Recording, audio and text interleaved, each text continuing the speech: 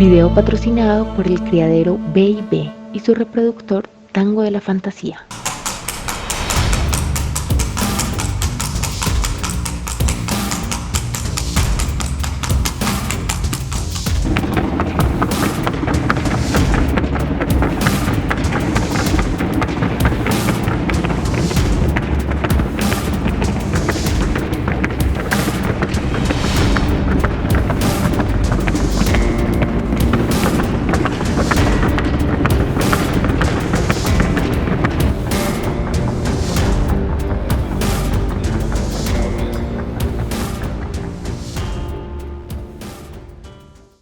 Sergio, como ya trabajamos la primera parte, ¿cierto? La primera parte del módulo que fue la parte de fenotipo, carcasas, morfologías, el genotipo, ya esta segunda parte es una parte mucho más técnica, porque vamos a empezar a trabajar lo que es la parte de cruces genéticos, las genealogías, vamos a ver cómo se trabajan esos cruces y vamos a trabajar un concepto nuevo que el caballista colombiano debe conocer, más practicar, sobre todo ahora que estamos en la parte de la nueva reproducción del caballo colombiano, que es la parte que se llama la epigenética, ¿cierto?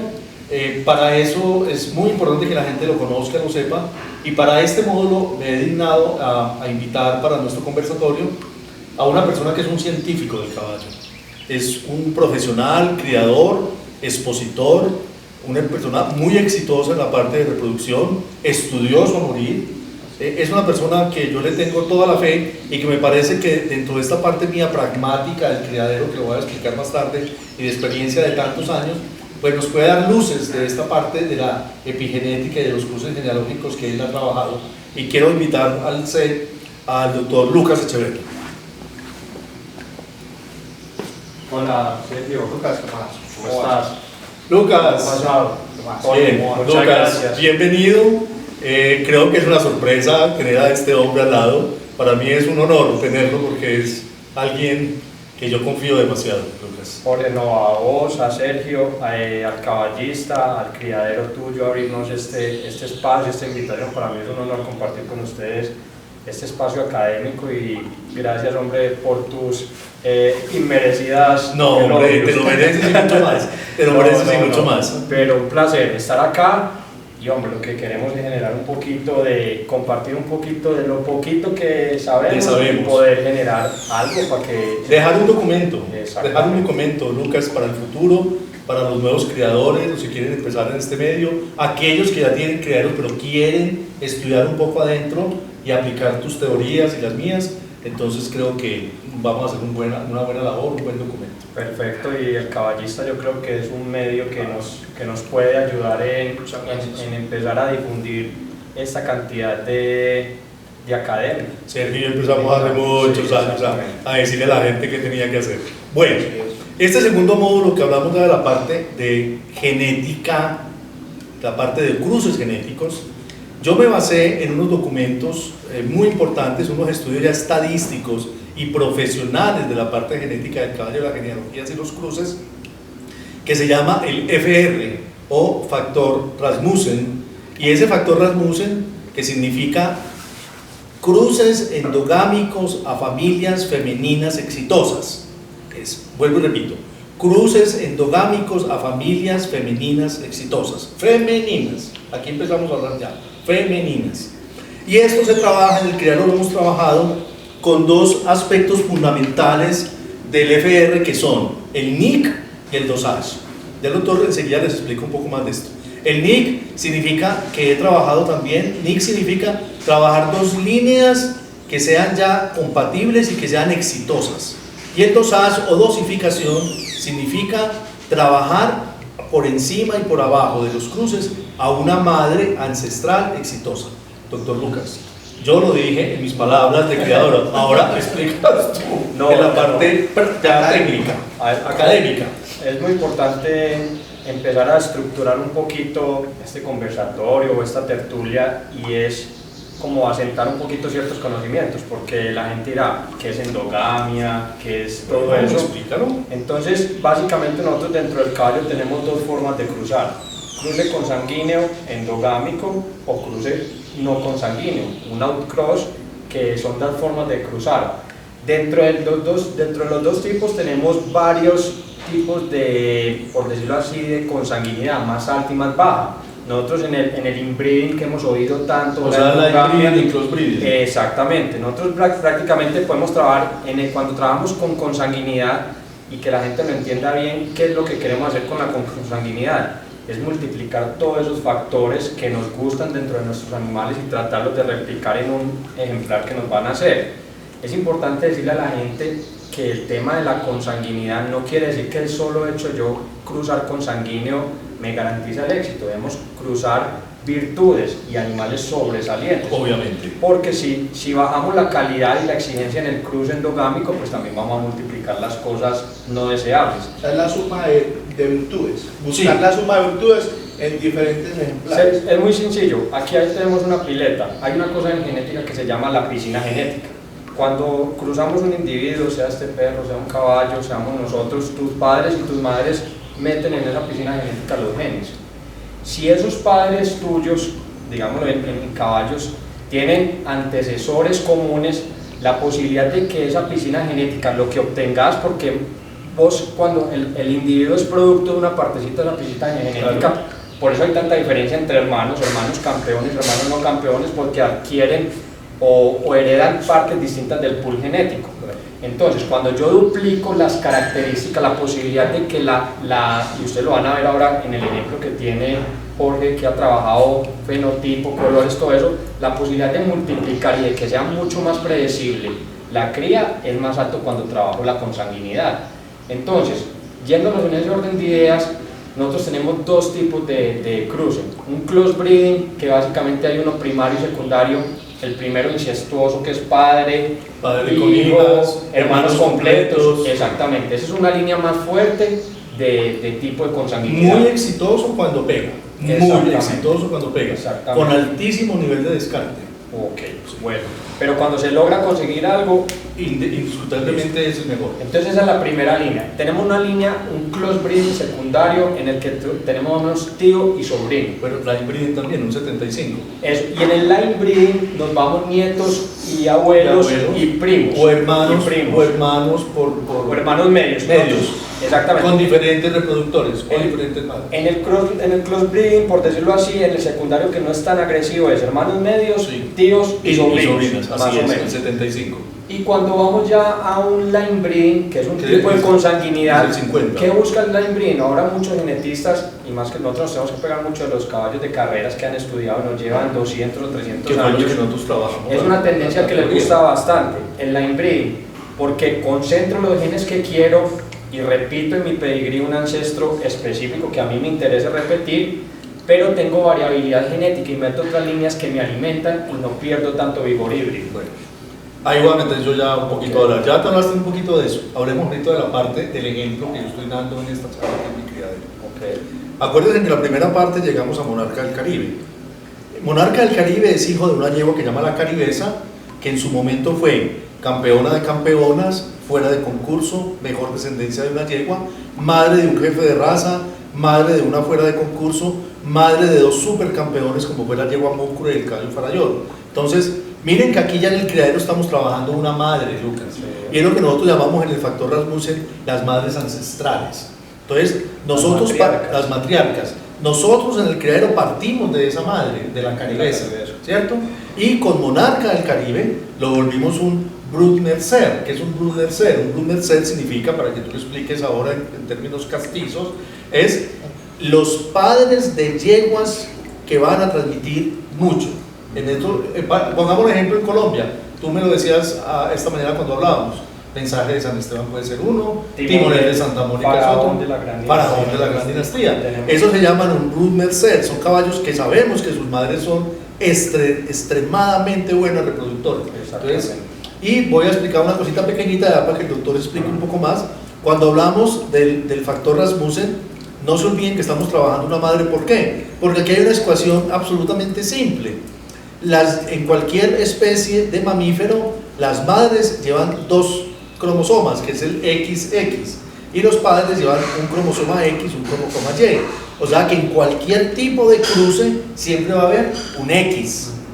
Doctor, explica.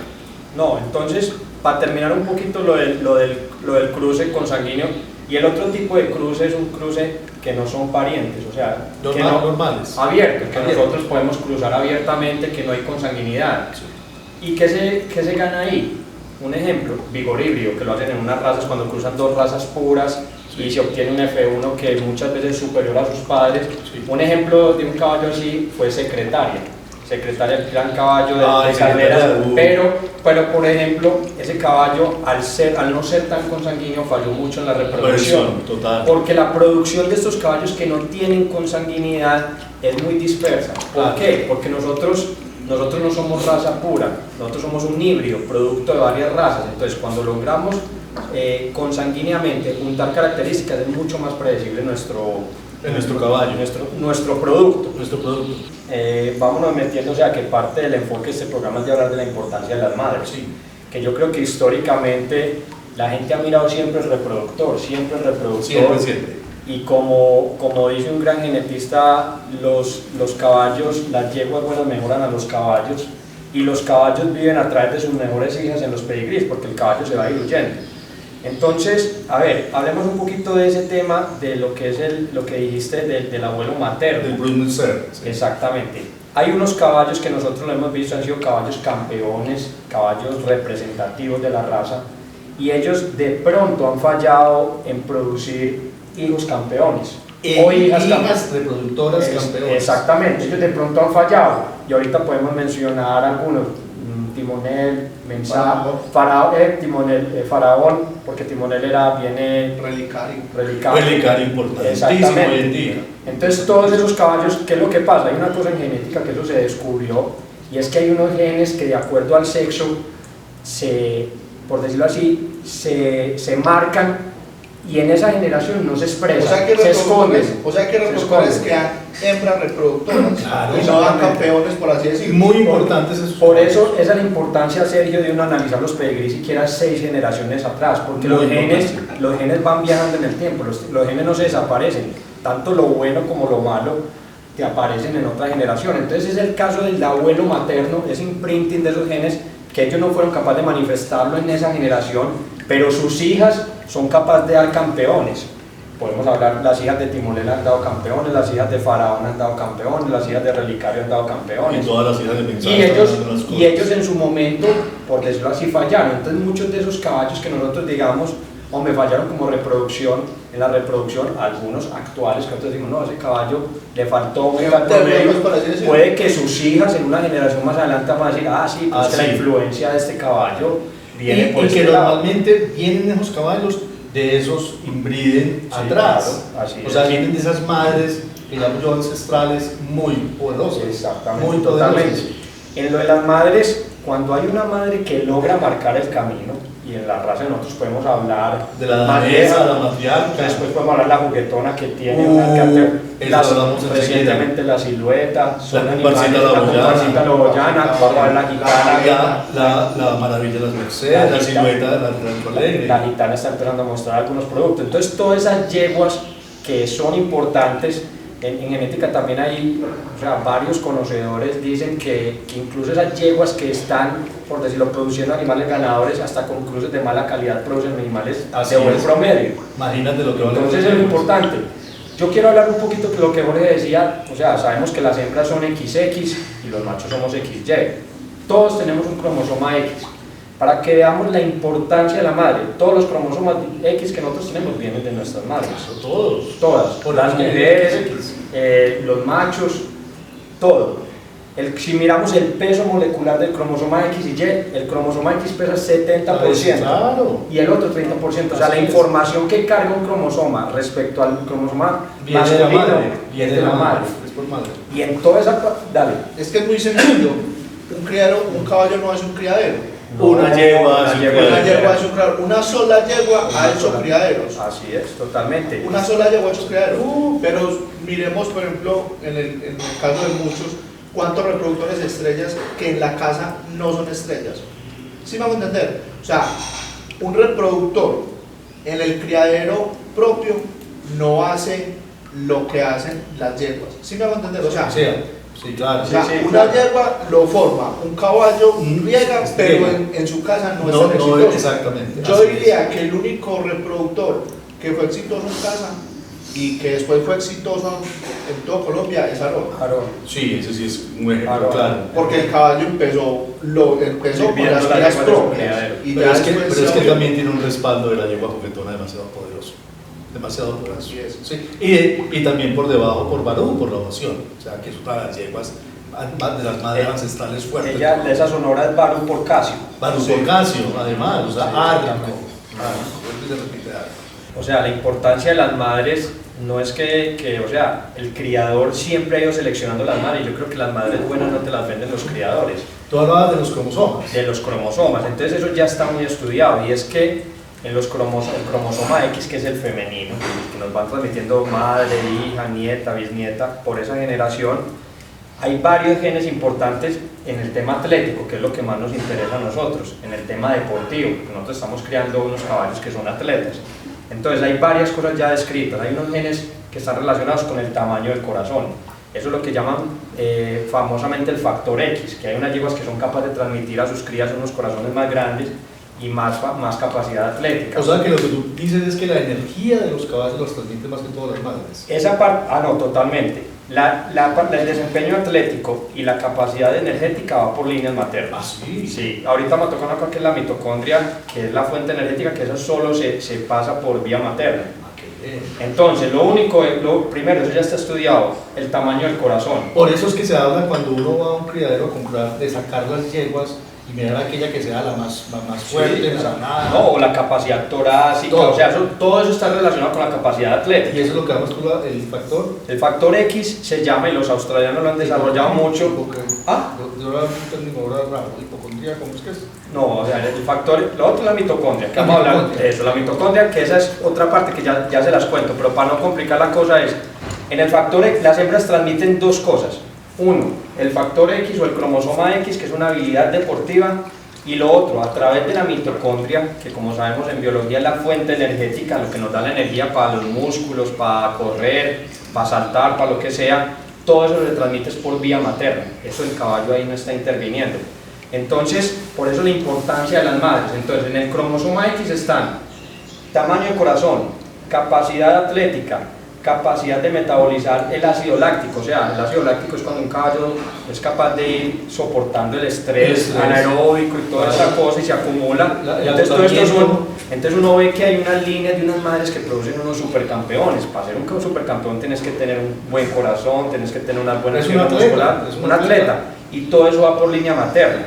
Entonces, esa parte es el cromosoma X. Y lo otro es la mitocondria. El ADN mitocondrial, que es una cosa que se ha trabajado mucho en el tema de los clones, y hay un debate si un clon es una copia idéntica o no.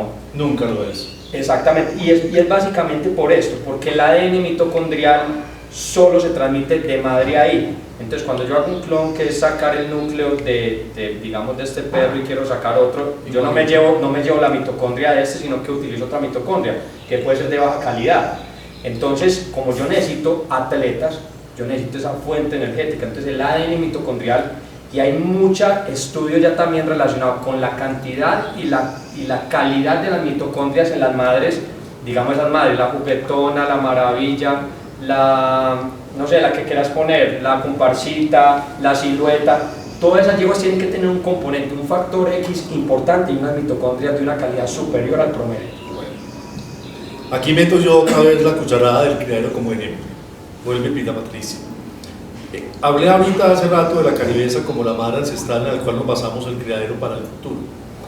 Todas las hijas que tuvimos de monarca del Caribe, que para nosotros se volvió ese Brut Mercer, es decir, que nos daba hijas que nos producían campeones, porque decíamos, ese caballo que es un jefe de raza y que viene de una madre como esa, hijo de monarca, además otro super campeón, otro super caballo reproductor, pues nosotros dijimos, a esas madres de monarca del Caribe, ¿qué le vamos a coger? Y empezamos a trabajar, y Sergio me ayudó mucho en esa parte, ¿te acuerdas, Sergio? Sí. Empezamos a cogerle nietas de las mejores reproductoras de Colombia. Aquí se hizo el ejercicio. Aquí lo hicimos, fueron de los primeros que hicimos el ejercicio. Entonces tenemos en este momento nietas de Comparsita La Boyana, Shakira de San Luis, Maravilla de las Mercedes, Penélope de Altomira, Luz de Medianoche, Derrota de la Mía,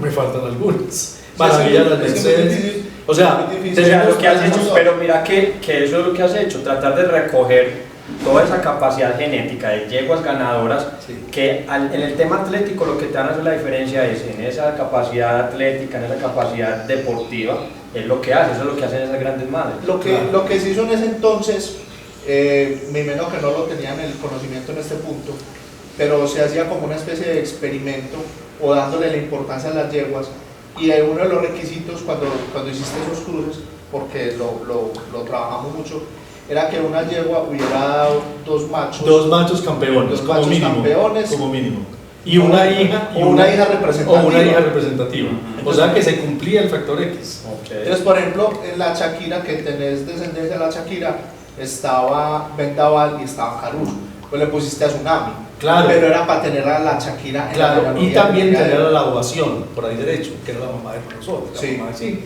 que también lo tenemos mucho aquí, también tenemos mucha ovación. Y últimamente, acuérdate que lo voy a hablar más tarde, ya cuando se ya los cruces endogámicos del criadero, que es trabajar el factor dosage, el factor NIC, ¿sí? Que lo vamos a hablar más tardecito, metimos de lleno completamente. La gente, cuando hablo del criadero de Patricia, la gente siempre dice, es un criadero puro cónsul. Sí es puro cónsul, porque ya todo lo mío es cónsul, pero nosotros estamos trabajando, es una yegua. ¿La yegua cuál? La juguetona. Y voy a explicar por qué la juguetona. En Colombia no hay una yegua, discúlpenme que no hable sino de ella en este momento, pero hasta el momento no hay una yegua que haya producido esto, Lucas. Fuera de concurso, campeón de campeones, jefe de raza y una de las mejores líneas en diagonales hoy en día. Campeones mundiales. Y campeones mundiales. La Está Electra hablando y la de cónsul de gran y la Electra. Electra, campeona mundial fuera de concurso. La yegua Alquimia, gran campeona. La yegua Ilusión, 3 años consecutivos la mejor descendencia de una yegua. Otra cosa, doctor, que pena lo interrumpo. Y es una yegua que mejoró genética. Cónsul de gran dinastía mejoró. Sí, y ahora Aarón mejora. Entonces o sea, se cumple el factor X. Es un No, totalmente. Entonces mira que, disculpa para terminar. No, claro. Entonces hoy en día el criadero se trabaja solo y exclusivamente la yegua juguetona, y más tarde explicamos en los cruces cómo estamos trabajando el factor NIC, el factor dosage.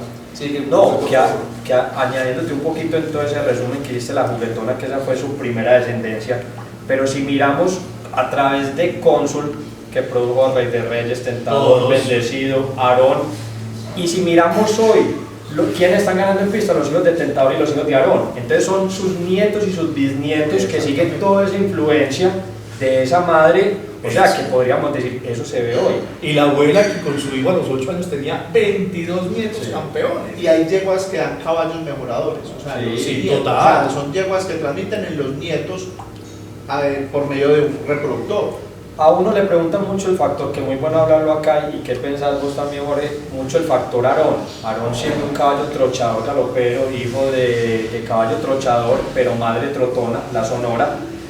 Pero el caballo ha dado mucho trote. Porque la juguetona está trotona. Exactamente, entonces uno ve que hay ciertos caballos que esas madres aparecen en los pedigrís, en sus nietos, en sus bisnietos. Esa es la importancia de estudiar hacia arriba, tanto lo bueno como malo. Esas madres, cómo están influyendo hoy en día. ¿Sabes cuál me parece también que aplica mucho en este ejemplo? Sí, el hijo de Tayrona. Sí. Desafío en lo mismo. Desafío en lo mismo. Sí. Desafío por veneno. 2 veces consigna. Sí, es todo. Es El lo que caballo consigna. transmite mucho trote. Exactamente, y ahí podemos entrar, no sé si ya, que es el factor Rasmussen, que es lo que, Sí. lo que está trabajando Jorge. A ver, ¿qué es el factor Rasmussen? Básicamente es, listo, hicimos el trabajo de identificar todas estas madres que son las madres superiores de la raza.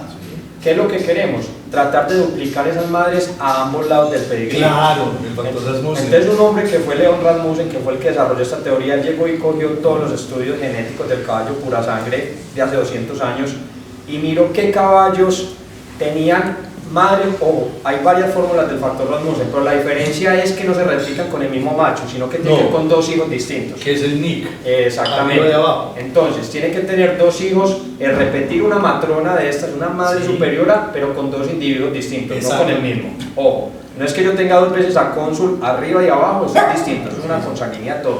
Esto es tener a la alquimia y tener a cónsul.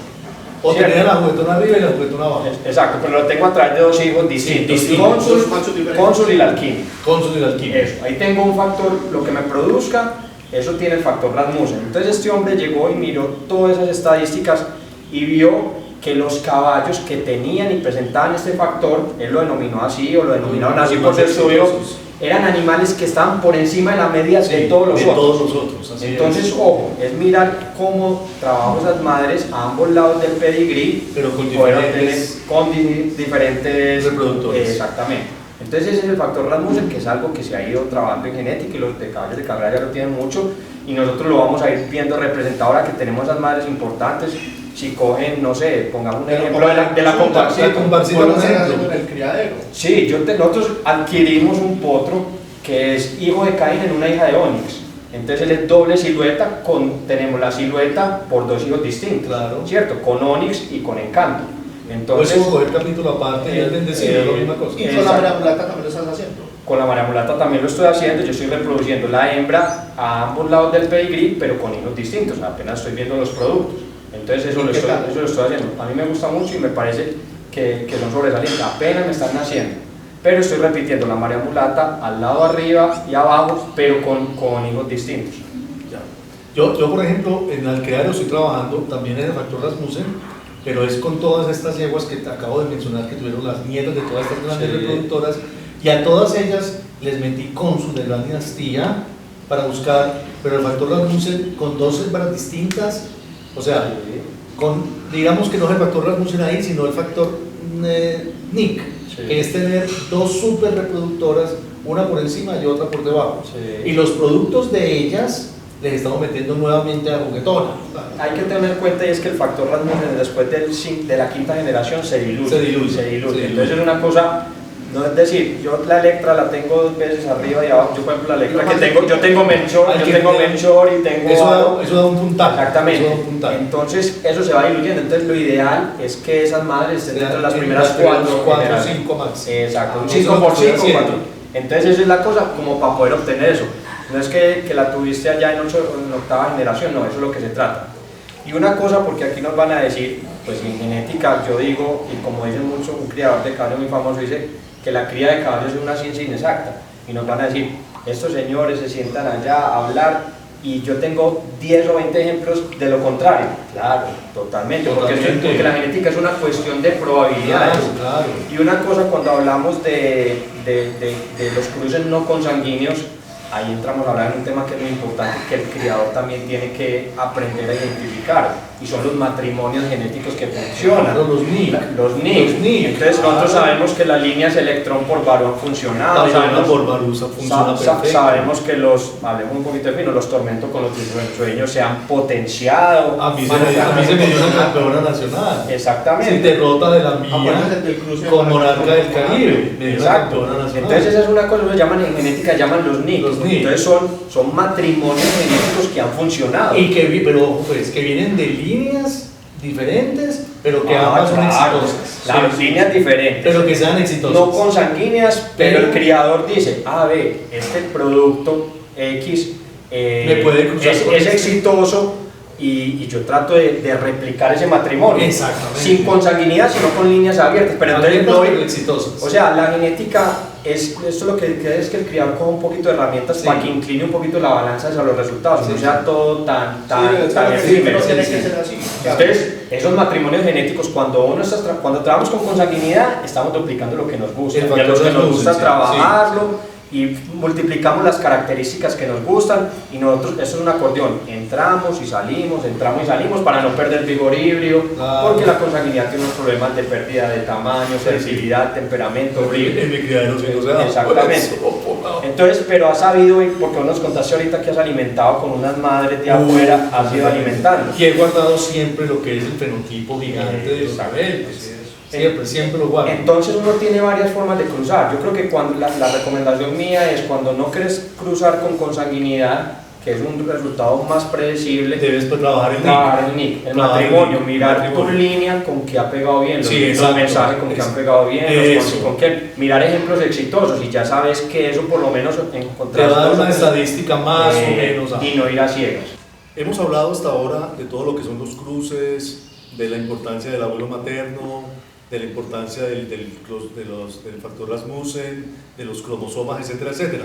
Pero vamos a hablar de un tema que en Colombia no lo han tocado, que es importantísimo hoy en día la reproducción, especialmente en los cruces, y es hablar de esos factores hereditarios, Lucas, y de lo que llaman los epigenética. Tú eres un maestro en la vaina, yo te he copiado, y vamos a ver un ejemplo ahora de mi criadero, de todo lo que le he copiado a Lucas en esta parte, y es ese entorno del caballo. ¿Por qué no nos habla un poquito de esos dos temas que son tan importantes, la heredabilidad y la epigenética? Por eso es importantísimo para todos los criadores. Y a ver, la gente cree que ha sido, la gente cree que ha sido siempre solo el cruce y le dejamos toda la responsabilidad de la producción de nuestros caballos sencillamente al material genético. Pero no es así, o sea, eso ya está muy estudiado. Y empecemos por un tema fundamental, la heredabilidad. ¿Y qué es la heredabilidad? Es lo que se parecen los padres a sus hijos, ¿cierto? Lo que vos te pareces, lo que vos te pareces a tu mamá, así. Ahí se toma en cuenta la carcasa también. Todo, exactamente. Y eso ya, o sea, estudios de heredabilidad en nuestro caso nosotros no tenemos, pero como los que nos interesa y los que somos inquietos en este tema nos pegamos de otras razas. Entonces hay estudios de heredabilidad en caballos en otras razas. Entonces la gente cree que la heredabilidad es el 80 o el 90% y están muy equivocados. Nosotros eso se califica en una escala, por decirlo así, de 1 a 10 o de 0 a 100.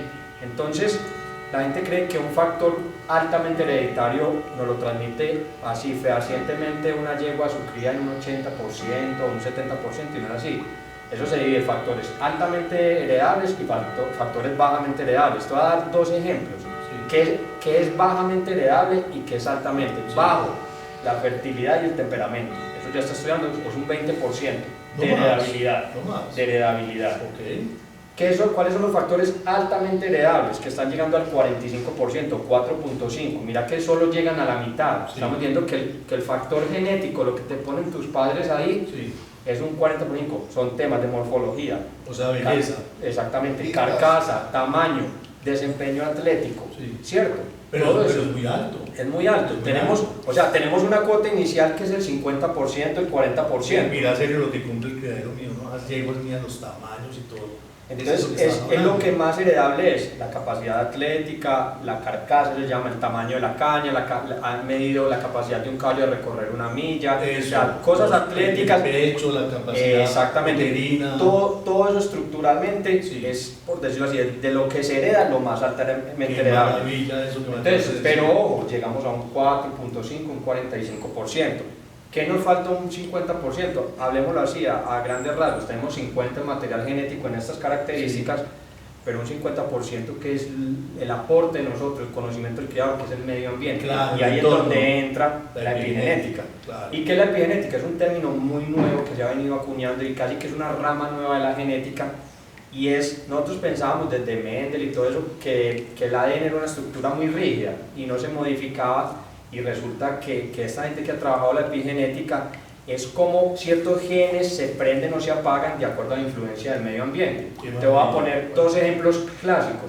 Vos podés no tener, información genética para tener cáncer de pulmón, pero empezás a fumar toda tu vida, se prenden unos genes que hacen que tus células produzcan un cáncer de pulmón, ¿cierto?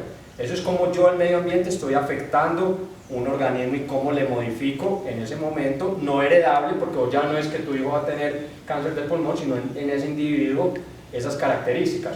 Un ejemplo es más bonito con los animales, que te lo conté, y es en un panal. Los zánganos, las abejas, toda la reina, todo tienen el mismo material genético y las mismas instrucciones genéticas. Pero ¿qué hacen? Que la reina solo produce una comida que se llama la jalea real, y a la reina solo le alimentan, solo le dan la jalea real, y las otras comen la comidita normal, y la reina es 3 o 4 veces del tamaño de la otra. Entonces es un ejemplo de epigenética, cómo la nutrición me puedes hacer explotar la genética hacia bien o hacia mal. Lucas, muchas veces me llaman y por mi chat muchas veces me preguntan los diferentes criadores de Colombia: doctor, es que yo cogí el embrión de tal yegua con tal yegua, pero me salió muy pequeñito, me salió tal cosa y tal. Y yo siempre les digo, ¿cómo hicieron ustedes para llevar ese embrión a estéreo. Entonces, hombre, el comprar una yegua en la feria de ganados de 2 milloncitos, y poner esas receptoras yeguitas y tirarlas a un potrero casi que abandonadas, eso no te garantiza nada. Eso es el entorno, el entorno marca un factor fundamental en el embrión. Ahora se está cambiando mucho ese tema de las receptoras que antes las tenía un potrero y chao.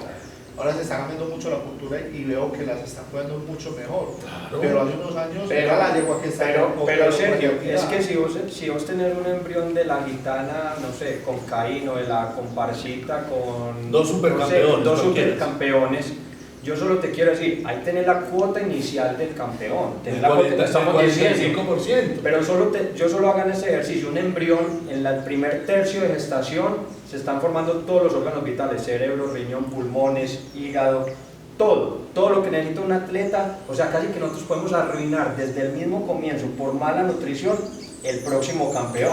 Claro, entonces claro. La receptora tiene que estar igual de cuidada o mejor que la donante. Yo las cuido mejor que mis yeguas, las cuido, les doy vitaminas más que mis entonces yeguas. ese es un ejemplo de cómo el medio ambiente te puede afectar para bien o para mal las condiciones genéticas. Muchas veces, y lo hemos visto Jorge y Sergio, a usted te dicen, hombre, ese criadero con esa capital, con esa billetera, con ese presupuesto, y no han sido capaces de sacar un campeón.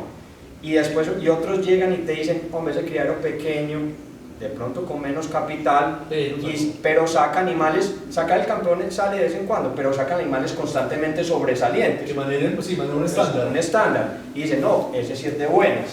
Entonces, hay una cuestión de un know-how y es cómo se hacen las cosas dentro de cada criadero, que es una receta, cómo lo alimento, cómo lo desteto, cómo lo entreno, cómo lo aplomo. Esa es toda esta mano del medio ambiente, que tenemos un 50% en que nosotros somos responsables de la capacidad de que ese animal llegue a ser un caballo exitoso, un campeón. Por eso es que hay una estadística que es alarmante. El 50% de los caballos que son concebidos para ser atletas, el 50% no llegan, ni siquiera llegan.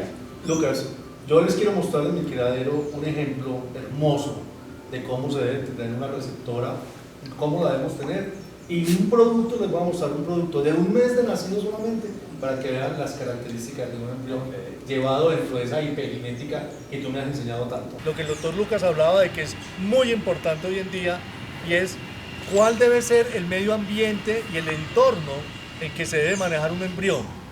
Esta, por ejemplo, es una receptora del criadero Villa Patricia. Miren las condiciones de esta receptora, ¿cierto?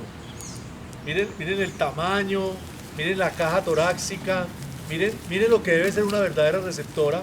Ahora bien, también pueden ver por detrás de cámaras lo que estamos mostrando del entorno. Pueden mirar los potreros, ¿sí? El ambiente en que se levanta esta potranca, y es una potranca que con su madre está casi todo el día en potrero, para que ella tenga toda esa libertad de ella poderse levantar y generar todos esos factores que el doctor Lucas hablaba de las ventajas hereditables.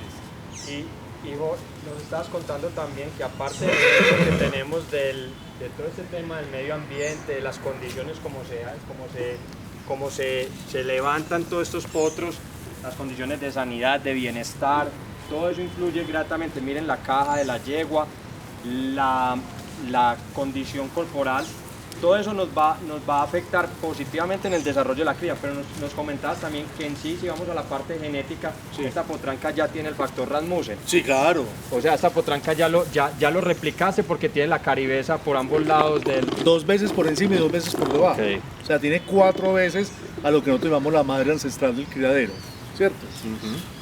Entonces... Esta es hija de la Victoria, que es la campeona nacional. La campeona nacional con nuestro reproductor, que es seductor de Villa Patricia. O sea que ella recoge a caribesa por encima y por debajo, ¿cierto? Entonces mira lo que decíamos de esta receptora, y si esta receptora decidiera en algún momento, dijéramos que no está reproduciéndose, sino que esta receptora va a recibir un embrión, las condiciones de esa yegua, el ambiente uterino, todo eso, el desarrollo de esa organogénesis de ese embrión, le va a proveer todas las condiciones. ¿Para qué? Para que pueda tener un desarrollo apto y adecuado. Entonces, una parte del componente genético que lo hay, pero el medio ambiente lo tenemos que tener muy en cuenta: nutrición, forma de criar, levante, aplomos, todo. una cosa que nos pasa mucho y es que nosotros en el criadero de caballos utilizamos mucho el cruce por compensación. ¿Qué es el cruce por compensación? A una desbriada le pongo uno brioso, a un despatado le pongo uno con patas, a uno chiquito le pongo uno grande, ¿cierto? Sí, sí. Eso ha existido A un siempre. color feo le pongo un color bonito. Siempre, exactamente.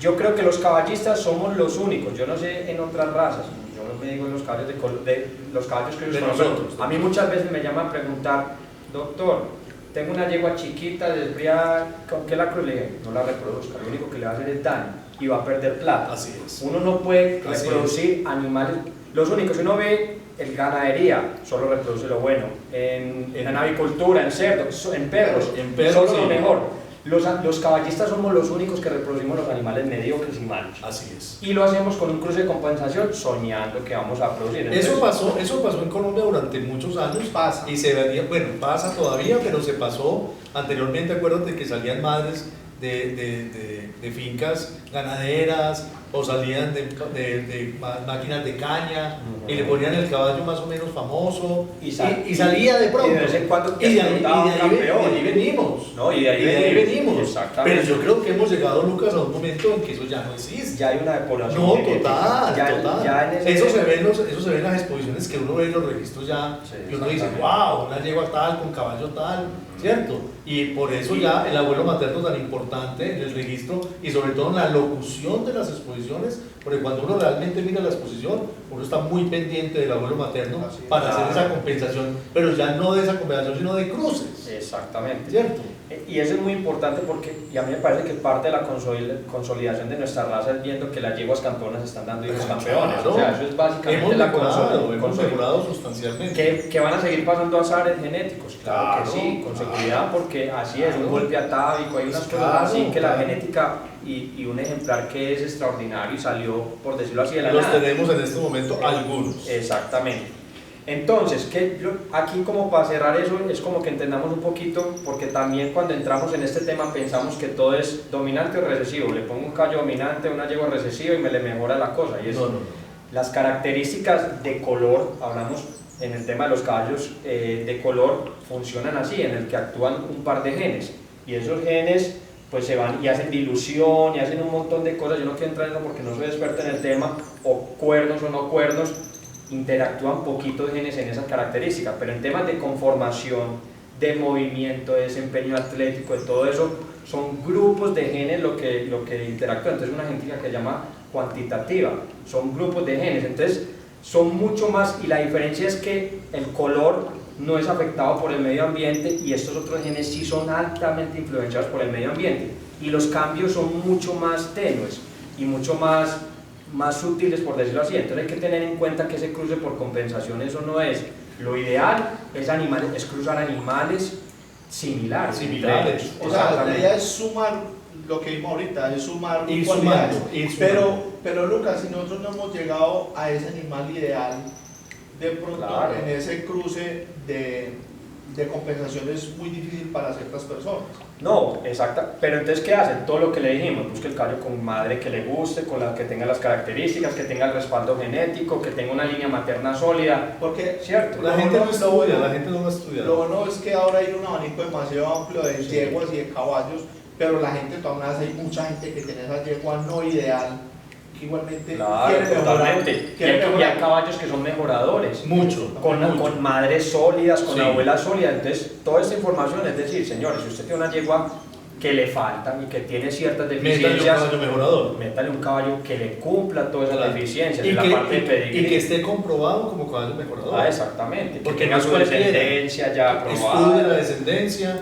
Existe todavía ese concepto de cogerle al campeón con campeón porque me da campeón. Eso no es válido, eso no tiene ninguna validez, ¿cierto? Hay una frase entre los grandes genetistas que dice, el que coge por moda, paga por moda, ¿cierto? ¿Qué significa eso?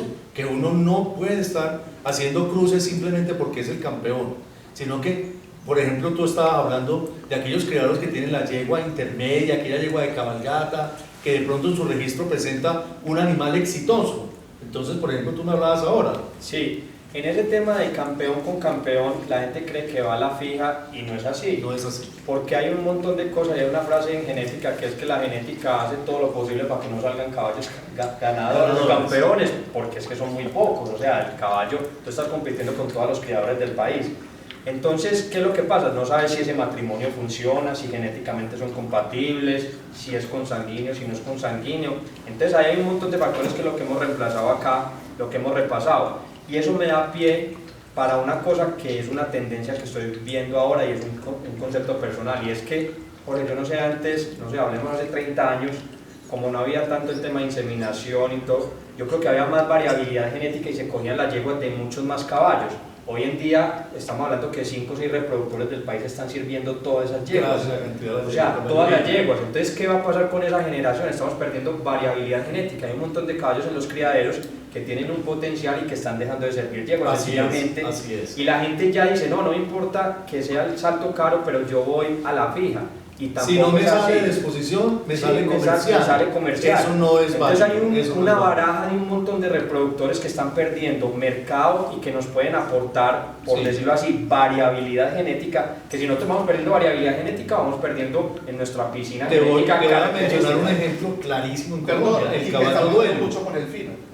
Sí, no, claro, exactamente. Hablemos del caballo duelo. Sí. El caballo duelo no fue un caballo de exposición, fue un caballo que tenía fuertes problemas de temperamento.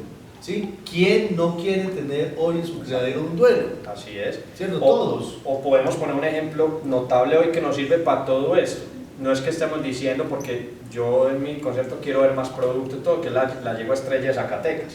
Por ejemplo, Ella es hija de hermanos Meses, de un caballo que no estaba en la baraja. Exactamente. De un caballo que no que estaba en la también baraja. es híbride. Exactamente, que él puede llegar a refrescar con unas líneas y todo. Exacto. No sabemos si esa potranca, la estrella, es producto de ese inbreeding O- con los hermanos medios o es si que el tiene caballo tiene ese factor X del papá. o el Como caballo. lo que tú hablabas, me decías esta mañana también, de aquel señor que tiene la yeguita aquella del criadero, que tiene un cónsul por allá. Exacto. Entonces tú recomendabas, hombre, póngale. No, exacto. Entonces, todas estas herramientas que hemos trabajado, porque la gente pensará y dirá, no, para esto es muy fácil cruzar las campeonas. Y ellos tienen yeguas buenas. Y hay yeguas, pero es que hay de todo, porque es que criadores o gente que tenga caballos, está la yegua de 2 millones, de 3, de 10, de 10, todo. lo que sea. Entonces, cuando a mí me llaman y me dicen, hombre, esta yegua, mírele el registro, ¿qué le parece? Es solo mi presupuesto lo que tengo. Yo no le puedo decir, señor, no la reproduzca, sino que vaya y haga otra, sino que es escoso.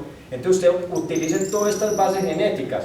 Si tengo una yegua que es regular, mala y por allá es nieta de cónsul, pongamos un ejemplo, pues hombre, ¿yo qué hago? Tratar de cerrar las posibilidades. Yo voy a buscar un caballo que venga línea cónsul, para doblar cónsul, Claro, para doblar cónsul y doblo la juguetona, Y doblas, claro. y doblo la juguetona, Ya y doblo vas eso. mejorando Entonces, evidentemente. yo trato de reproducir los ancestros sobresalientes, no los que no son sobresalientes. Y otra cosa. Entonces es una cosa de un mejoramiento genético, mirar el caballo que ya está probado, dijimos los matrimonios que ya dan, entonces mirar eso, la consanguinidad un poquito para yo tratar de ser más certero en mi producto. Entonces miren que si hay herramientas para el criador que apenas compra una yegua y no es solo para los grandes Que son capitales nicho, pues, como y que tal. no sea para todos. O sea, aquí hay herramientas para todo, no hay verdades absolutas, es solo cosas, son herramientas que un criador puede usar y yo creo que esa es la conclusión de esta charla. Bueno, Lucas, de todas maneras, hermano, No, qué muchas maravilla tenerte a ti. Qué documento para que la gente estudie. No, muchas gracias Yo, Jorge, Sergio, por la sinceramente, invitación.